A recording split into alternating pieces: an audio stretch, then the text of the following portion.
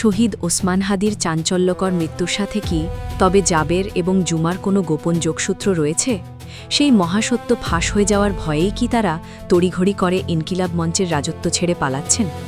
ঘটনাটি বুঝতে আমাদের একটু পেছনে ফিরে তাকাতে হবে। শহীদ ওসমান হাদির মৃত্যুর পর থেকেই তার পরিবার দাবি করে আসছিল যে এই হত্যাকাণ্ড সাধারণ কোনো ঘটনা ছিল না, এটি ছিল সুনির্দিষ্ট একটি রাজনৈতিক প্রজেক্ট। অতি সম্প্রতি ওসমান হাদির প্রবাসী ভাই ফেসবুকে একটি স্ট্যাটাস দিয়ে পুরো দেশ কাঁপিয়ে দিয়েছেন। তিনি সরাসরি অভিযোগ তুলেছেন ওসমান হাদির মৃত্যুর পেছনে অন্তর্বর্তীকালীন সরকারের একাধিক শক্তিশালী উপদেষ্টা এবং কয়েকজন শীর্ষ ছাত্রনেতা সরাসরি জড়িত। এই অভিযোগ সামনে আসার পর থেকেই টক অফ দ্য কান্ট্রিতে পরিণত হয় একটি বিষয়, উপদেষ্টাদের সাথে ইনকিলাব মঞ্চের এই দুই শীর্ষ নেতার ঘনিষ্ঠতা এবং তাদের রহস্যময় ভূমিকা। এখানেই শেষ নয়, খোদ ওসমান হাদির বোন এবং পরিবার থেকে আরও একটি মারাত্মক প্রশ্ন তোলা হয়েছে।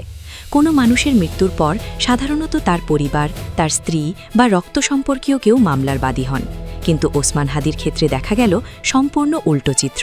পরিবারকে সম্পূর্ণ অন্ধকারে রেখে কেন হুট করে জাবের নিজেই এই হত্যা মামলার বাদী বনে গেলেন?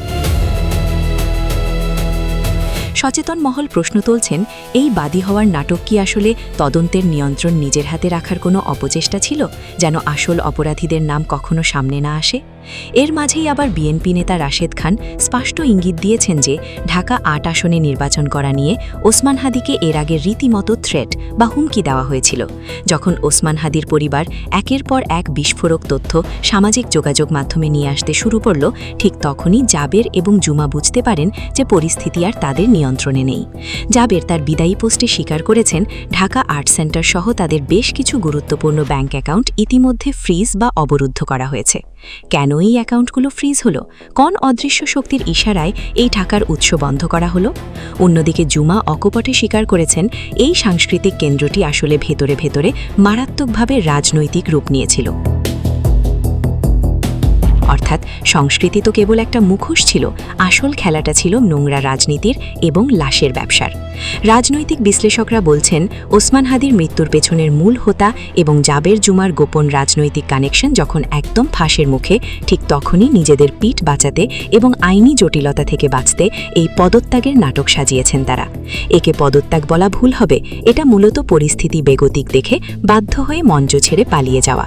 এমন একটি গুঞ্জন উঠেছে জুমা এবং জাবেদের উপর, যার কোনো সত্যতা প্রকাশ হয়নি। সাজানো সংসার যেন মুহূর্তেই ভেঙে তছনছ হয়ে গেল। মুখে বলা হচ্ছিল সাংস্কৃতিক প্রতিষ্ঠান, কিন্তু শেষ পর্যন্ত সেই মুখোশ ছিঁড়ে বেরিয়ে এলো আসল রূপ, ক্ষমতার লড়াই আর মালিকানার দ্বন্দ্ব।